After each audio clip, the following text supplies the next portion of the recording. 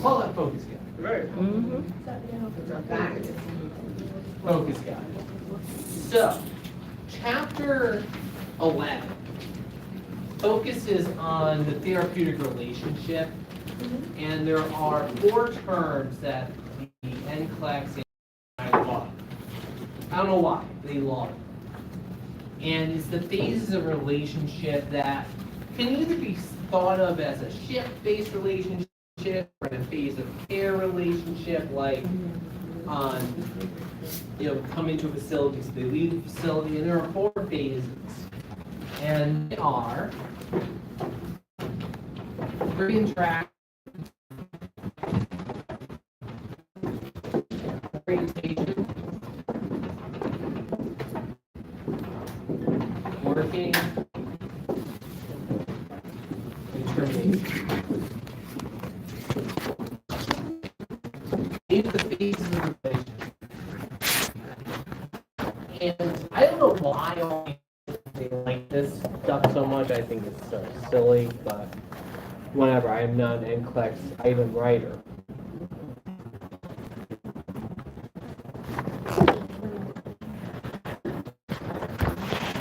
The textbook also uses a phrase for the further straightforward, how this works. And again, the API, there's always a question on it. There'll probably be at least 1 or 2 questions, at least in our time together on this topic. But imagine you work in a long-term care facility, there's a patient that's coming in, let's say it's a rehab facility, they had a hip fracture, they're Thank you. you get a report, you get the W-10, you get the discharge instruction sent, you get all that information. Part 1 of the relationship is before you ever meet the patient. You are collecting information, you're thinking about what needs they're going to have, how to set up a room, are they ambulatory, are they going to need assistive devices, are they going to need a room closer to the nurse's station, further away from the nurse's station, all that stuff. That's your preparation phase. That's before you even know what that patient's like. So that's part 1. This is the learning about the patient and preparing for that relationship. Orientation is where you meet the patients. So let's see, we have another color here. Lincoln Tech does not like to buy markers. Just saying. So the goal here, Jesus.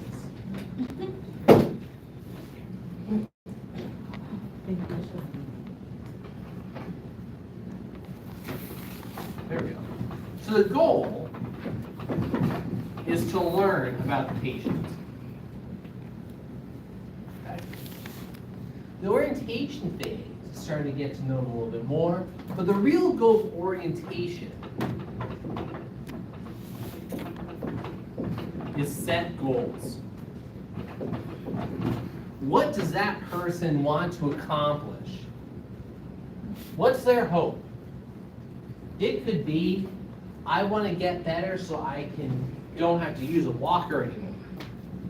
I want to get back to playing pickleball. I want to be able to walk my daughter down the aisle at her wedding in 4 months. That's the orientation phase. Start to talk to the patient. Okay? So first you learn about them, get all that information ahead of time, then you go actually talk with them. Is that cool?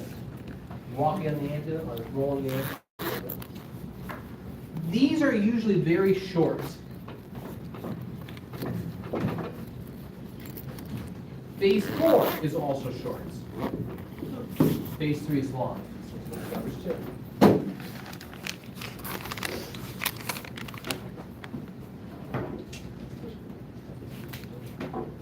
The working phase.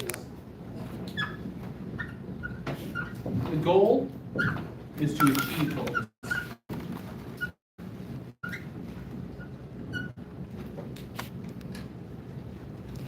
This is where most of the time is spent. This is getting the patient better, getting them to where they need to go, however they need to get there. So work is getting them out of bed, getting medication, making them go through physical therapy, occupational therapy, whatever else to get them better. Then the last short phase is termination. And the goal is transition.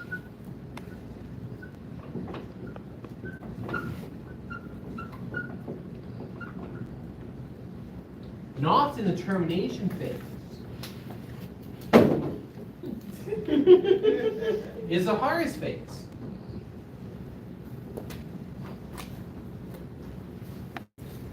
I know for my wife, I use this as an example.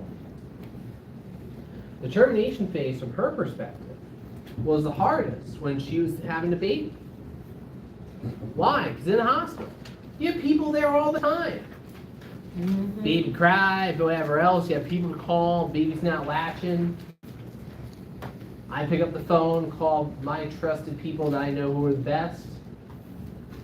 It's all good. But then you get, oh, we're going to discharge you today. Oh, shit. Now real life hits you.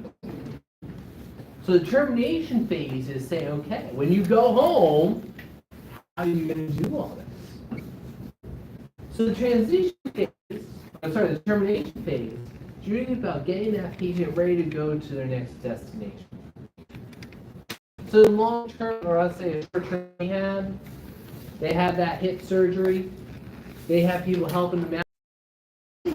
Is that in the therapeutic relationship, you learn about the patient to understand what they're trying to accomplish. You work towards those. And once ultimately those goals are met, transition them into the next phase of care. It seems overly simplistic. It is very similar to the nursing process. But the nursing process, when you think about it, is quite intuitive. And when you don't follow the nursing process, we typically realize that we screw up very often. To give you my light bulb example for the nursing process. If you walk in the house, your house, and you go home, flip on the switch, the light doesn't turn on. What do you do next? Okay. I'll look at it to see if the neighbor's lights or something. Right, so you go through a series of data collection processes to determine what's wrong. So other lights turn on, when you flip a switch, other things on the switch, but this one light is not turning on. So as you collect all this data, you make that nursing diagnosis, which is what? The bulb is out. And now, what data do you need before you go to Home Depot? What type of bulb you got? Is it incandescent? Is it LED? Is it warm? Is it cool? Or whatever it is. Because what then happens? You go to Home Depot, you buy the wrong one, your room is full of warm lights, you put in a cool light. Terrible. Terrible. This happened to me when I had to replace lights in my basement. And I didn't want to return it, so I have 4, they're like these lights, these fluorescent ones, but I replaced with LEDs. And they're right above the washer dryer, and there's 4 of them. And 3 of them are warm and 1 cool. It looks terrible, but I don't care. Yes. So that's the process. It makes sense. This makes sense. And for some reason, the NCLEX loves this. I'm in a swearing mood. I don't know why. It's okay. So it's okay. I know. I agree. I love it. Whoops, I was almost going to call out today. I'm on vacation every single day. That's how I think about it. Life is just one big vacation. That's how you have to think of life. You wake up and you're doing something you regret. Don't do it. No one cares. Maybe that's just me and I'm old and don't care anymore. Look at me, a very simple example. One of my cousins has me in the bachelor party. or not bachelor party, the bridal party. I'm like, I don't know why I'm in it, but I'm there. And they're like, all right, let's go to see a baseball game. And I'm like, fuck that, I ain't going there. So I told them, no, I ain't going. So I'll buy your ticket. No, I'm not going. Not going to Boston to sit outside and watch terrible baseball for $400. Anyway, so whatever. Everyone's mad at me, but I don't care. Fine. All I have to do is answer myself at the end of the day. So, going back to therapeutic relationship, won't trauma dump anymore.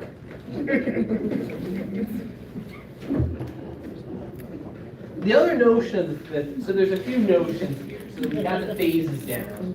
We should talk about what is a therapeutic relationship. And the text contemplates three most common relationships: a social, a work, and a therapeutic relationship. A social relationship. There's a bit of a blur here. But a social relationship is where two people engage in a relationship and they mutually benefit and want to be part of that relationship because of the other person.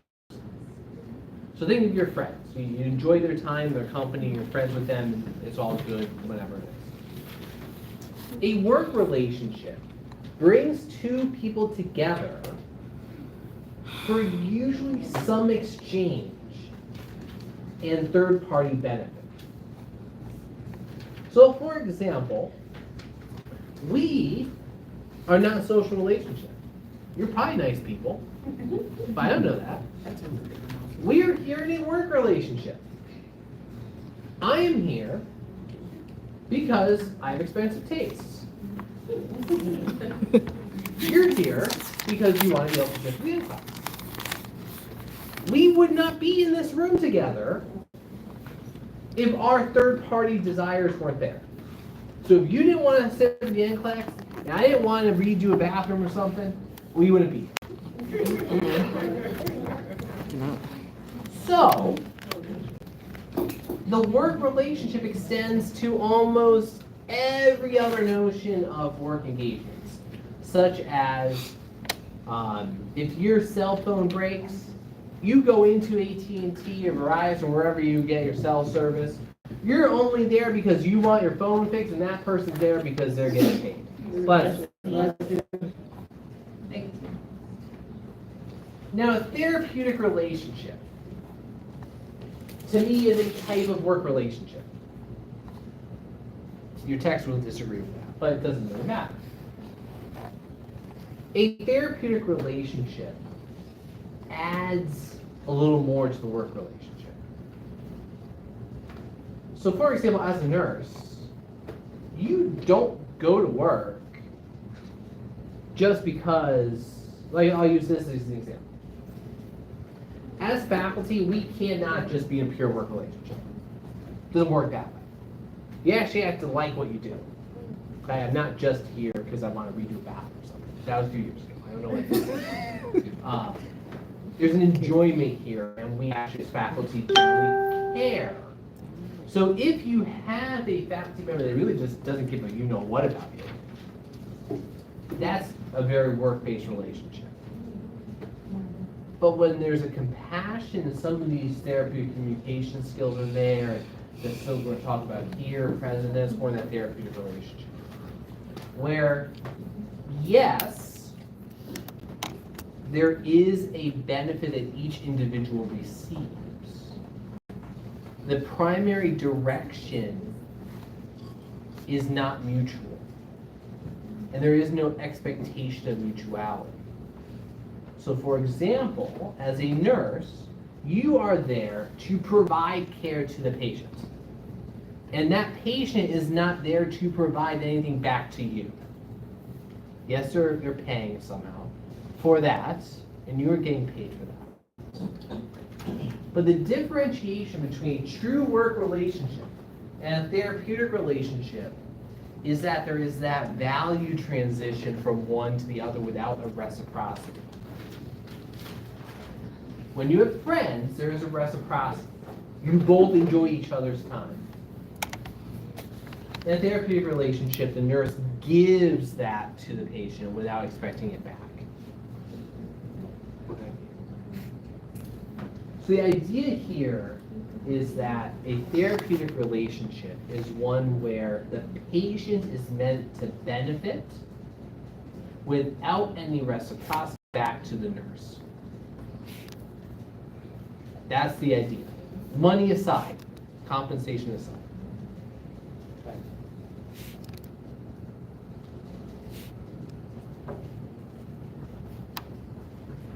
There are elements to what a therapeutic relationship is beyond what a true work relationship is. So you may be able to differentiate a used car salesman from a nurse, hopefully, in some of these situations. So for a nurse to be engaged in a therapeutic relationship, there's 5 elements. There's probably more, but the text contemplates 5. And those are fairly straightforward. And I'm going to give you some pitfalls. So trust is number 1. And so some of the non-therapeutic communication techniques disrupt trust. And that is a reason why they're non-therapeutic. Number 2 is empathy is always a priority over sympathy. So developing a therapeutic relationship should not, I underline, should not focus on sympathy. It should focus on empathy. We've talked about the difference before. To reiterate, sympathy is just emotionally responding to someone else's emotions. So if someone's upset, I'm sorry you're upset. It's superficial. Empathy is the action of trying to put yourself into a person's position or in their shoes to understand what that life experience is like. So if you are, for example, taking care of somebody who lost their grandmother, and they're really upset about it. Empathy is thinking about a time you lost your loved one and how you felt, how hard that was. And that connectedness brings you. Then there's autonomy, which we talked about, the notion of caring, and all those ethical principles of caring, and the notion of hope. Don't worry about the dimensions of hope, that's all.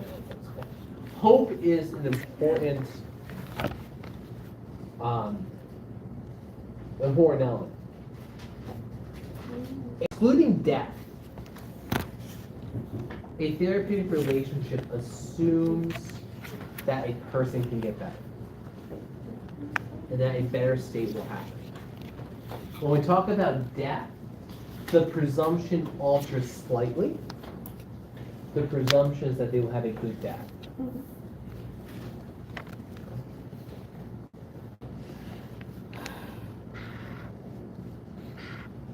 A few other characteristics which you can sort of go through, which I won't go through too much,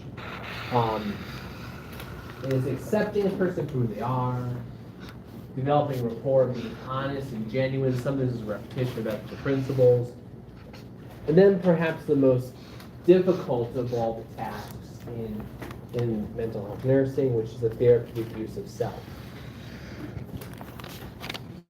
And in most other areas of nursing, you have tools at your disposal, whether it's a stethoscope, whether it's a lift device, sound care, there's a bunch of stuff there. In mental health care, it's you. That's it. So being a therapeutic person is a key element to therapeutic relationship. And we talked about the phases. That's chapter 11. Chapter 11 is fairly straightforward, minimal on your exam in relationship to chapter 10. So if you know the basic notions about what it takes to be a therapeutic relationship, the phases of therapeutic relationship, you should be fine. Chapter 12 talks about the therapeutic environment. And we talked about a little bit the reasons for psychiatric hospitalization, particularly the reasons for involuntary psychiatric hospitalization. And those you should absolutely know for your exam. And those include things like danger to yourself due to a psychiatric condition, danger to others due to a psychiatric condition, being gravely disabled due to a psychiatric condition. The environment itself, there's a term that's used called a milieu. That's this fancy term.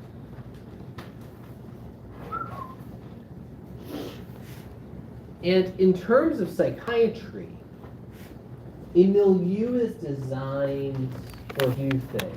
And there's two I'll harp on. A therapeutic environment for inpatient psychiatry is designed, one, to be inherently safe. Think prison, inherently safe. Bless you. That there's not harmful objects or issues that are ever present. And number two is that there are staff who can intervene timely for whatever comes up.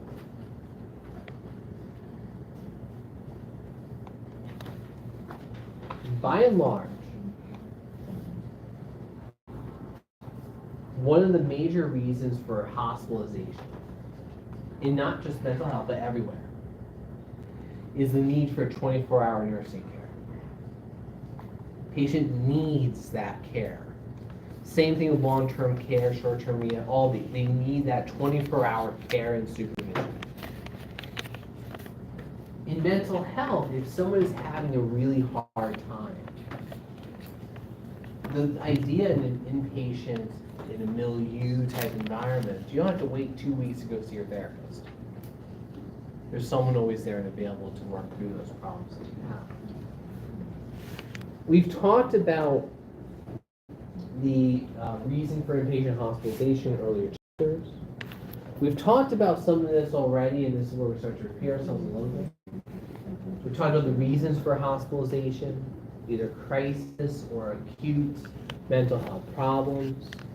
We've talked about the issue of recidivism, the repeat hospitalization, the lack of outpatient support structures, non-compliance with medication, things such as that, common challenge. Which brings us to what's the goal here? The goal of a therapeutic environment is to support an individual to heal and be well, and get them back to their living situation at a stable or higher level of function than they were when they entered. That's the ultimate goal. And that's really it. The only other thing I'll mention is this slide, which is important, is that the number one reason for recidivism, those repeat issues, is non-compliance with medications. The numbers are staggering. I can tell you based on experience, these numbers are probably accurate. And the issue with non-compliance is that patients have the right to choose not to take their medication. And many people think, and we're going to talk, this theme will come up a lot, we're going to talk about it a lot, is there are certain psychiatric conditions where you can think your way through them and think your way out of them. Most cases of depression, most cases of anxiety, you can think yourself through or talk yourself through. Think about like the death of a family member or a really bad breakup. You can work yourself through that situation, generally speaking. Bipolar disorder, you can't. You then turn into Kanye. Or E, whatever it is. That you can't talk yourself out of. But people often think they can. And say, I'm going to give it one last college shot. And we'll watch a video when we get to the schizophrenia chapter about that. And the challenge is you can have a patient that is so psychiatrically ill, they are forced to take medication. But then they resume capacity to make that decision and become autonomous again. And then, guess what? They can choose not to take it. And we start the whole process over and over again. Which is sort of an oddity that the loss of that decision making is not permanent. I am going to now just quickly give you a quick little guidance conversation.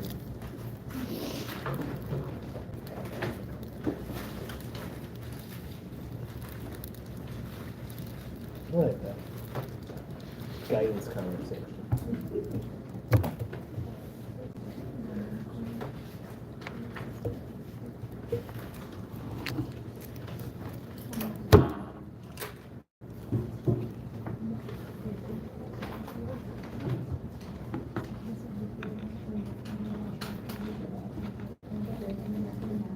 We're gonna be a little all over the place in this.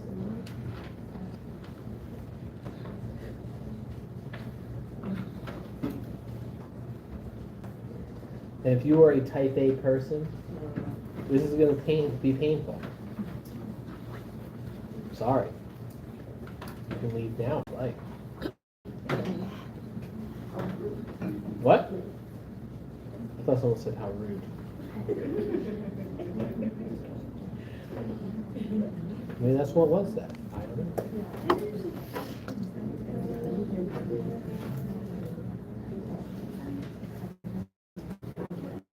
So your exam will have about 35 questions worth 50 points. I'm going to tell you some things that you should think about studying. You can pay attention now.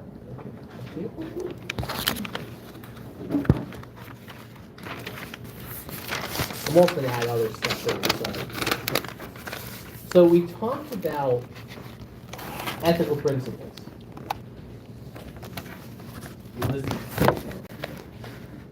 Maybe 7.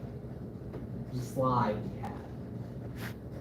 You should definitely know the ethical principles. One, you should know them by name. You should also know how to apply those principles. So for example, if a patient says, I don't want to take that medication, It's not common. they absolutely have the right to refuse. We just let the physician know they refuse. We talked about the issues of hospitalization. And we talked about the 3 reasons, 1, 2, 3 reasons why patients can be hospitalized against their will. You should know those 3 up, down, left, and right.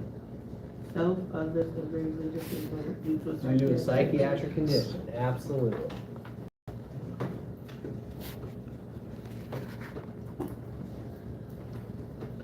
In terms of therapeutic communication, there will be questions. There are those 4 questions earlier, which is the most therapeutic, which is the least therapeutic, and why. The vast majority of questions will not ask why. I mean, they won't say which therapeutic communication technique is it. I do include some of those questions because ATI likes them and NCLEX likes them.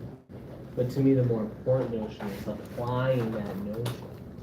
So there will be a vignette similar to those practice questions that I posted of what is the most therapeutic response, least therapeutic response. That will be the minority of questions that you'll have is what should the nurse respond? And if there's a question such as which of the following responses should the nurse make? That question is really asking which of the following is therapeutic. At least for this exam. For subsequent exams, there will be multiple therapeutic responses, but there will be only one relevant to the condition. There is no relevancy to the condition here. So as I look at it, like there's a question about a patient who had a stroke. The stroke has nothing to do with It has nothing to do with the question. You just need to know about the response and what to say. For this exam, absolutely. Subsequent exams, you'll have to take into account the condition. For the final, you'll have to decide whether it's relevant or not. But for this exam, do not get wrapped up in the condition that the patient has. So if there's a question like a parent just lost their baby, think of that question. Or they had a stroke or they're preparing for surgery, that doesn't matter in this exam that much. It's really about what is the therapeutic versus non-therapeutic response.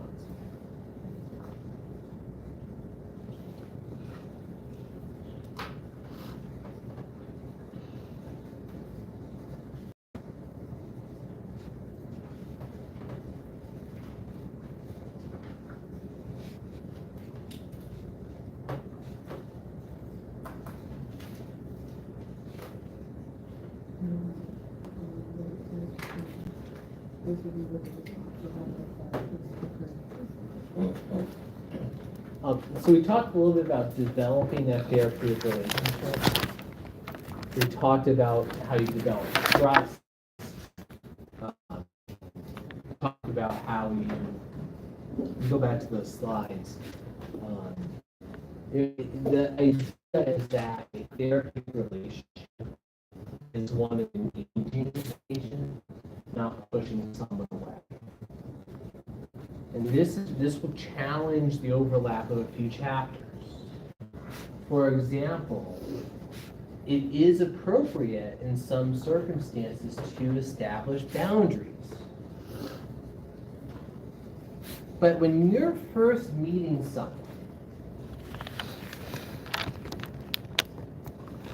is it better to engage someone in a friendly manner or start off by setting limits? Friendly. Ideal. So let's play this out in any circumstance. If I was to come in this room, first day, and say, "Hi, I'm Dr. Depucat, you will refer to me as such. If you do not refer to me as such, there's going to be a problem. Here are the rules for this course." And just going through all of those things. It would be off-putting when. Versus if you come in and say, "Hey, yeah, I'm Dave, call me whatever you want, I don't care. Let me tell you about the class. Let's talk about it a bit." There are friendly and engaging manners. One's going to bear than the other.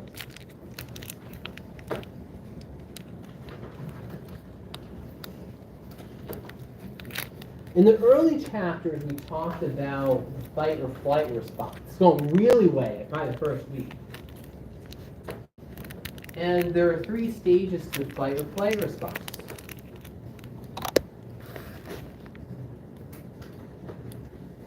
Do you remember what those are?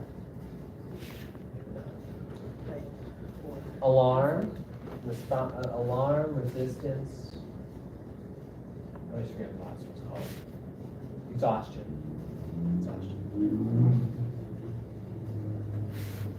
And so what happens when people experience prolonged stress? What typically happens at the end of terms? People get sick. So the important point to note is that prolonged stress doesn't help us. It hurts us. So we're not going to be better if we're under stress all the time. We're not going to think better. We're going to have mental fog. We're going to be at risk for depression, and ultimately, you can absolutely get sick.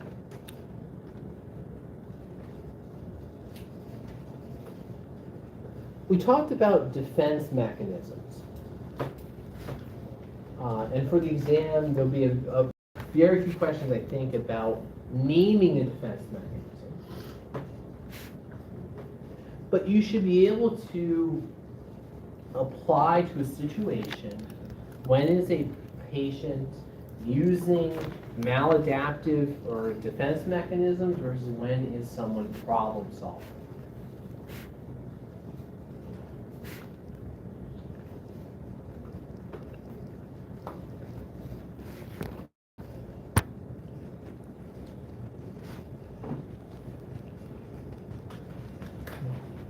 So defense mechanisms are important.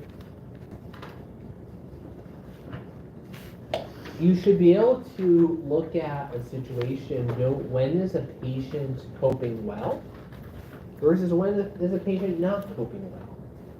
So again, uses of adequate coping mechanisms and use of defense mechanisms. So if you had a select all that apply, you should be able to think through that in terms of when is someone coping well versus utilizing defense mechanisms. we talked about the components of the mental status examination. Okay, so we went through all the different components. You should know what is in that versus what is not in that. So you should know what's in the mental status exam, what's not in the mental status exam. And there are some elements you, at least for this exam, should know. The most important for us to know for this exam are going to be the basics of things like general thought processes, concentration, attention, those sort of elements. But the focus is going to be on mood and affect. We talked about what mood is, we talked about what affect is, and we talked about the concept of congruency. And you should absolutely know that concept of congruency.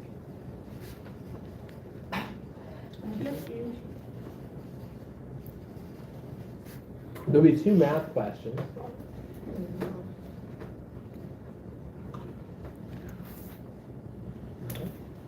From a theory standpoint, you should know at the bare minimum for this exam Maslow fairly well. Maslow will have a question or 2. And you should know operant conditioning. For example, positive reinforcement versus punishments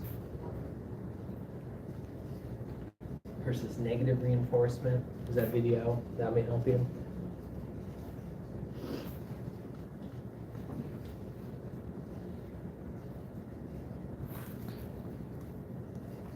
Let's talk about affect.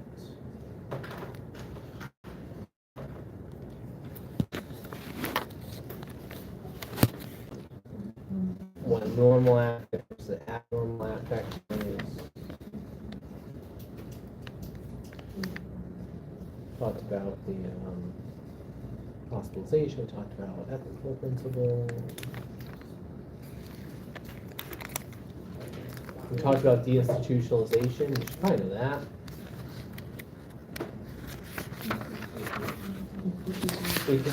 Deinstitutionalization.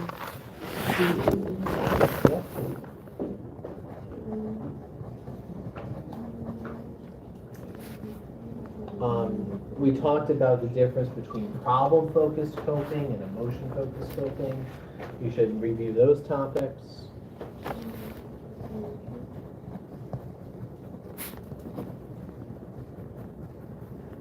Problem versus what, can you do that one more time? Problem-focused versus emotion-focused coping.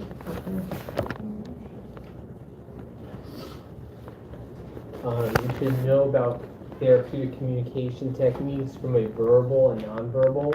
So what are some ways that nonverbal behavior shows that you have interest in a patient versus doesn't? So things like does good eye contact help or hinder communication? Does crossing arms? Does interrupting? Does smiling? Does maintaining eye contact?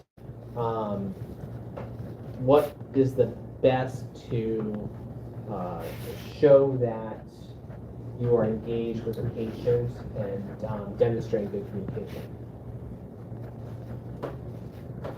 There will be a few medication questions. Most of the question will deal with lithium. So for lithium, you should know the basic teaching points about lithium. You should know the range for lithium. There'll be some questions, maybe one question about MAOIs, and there's a specific issue with MAOIs I told you to know. And then antidote? No, not about antidote. About what the food contraindications are. Okay. If you and then extrapyramidal side effects you should know about. If you that grid in module 3 that goes through the different meds, if you know that grid fairly well, you'll be in really good shape. You should refresh yourself on extrapyramidal side effects if you have not done that.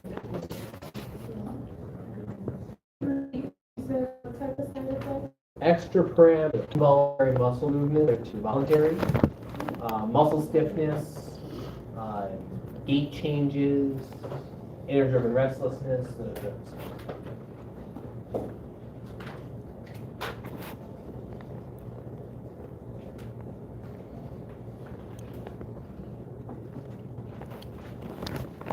Oh, yeah.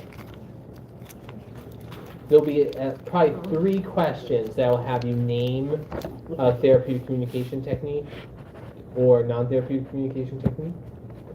And there'll only be maybe 1 or 2 about defense mechanisms. Naming them. That's it.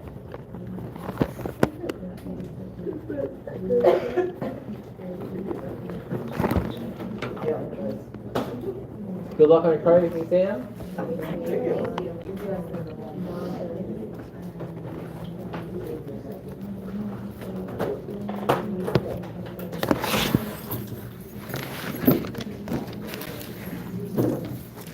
Just from Cynthia's not here, good job.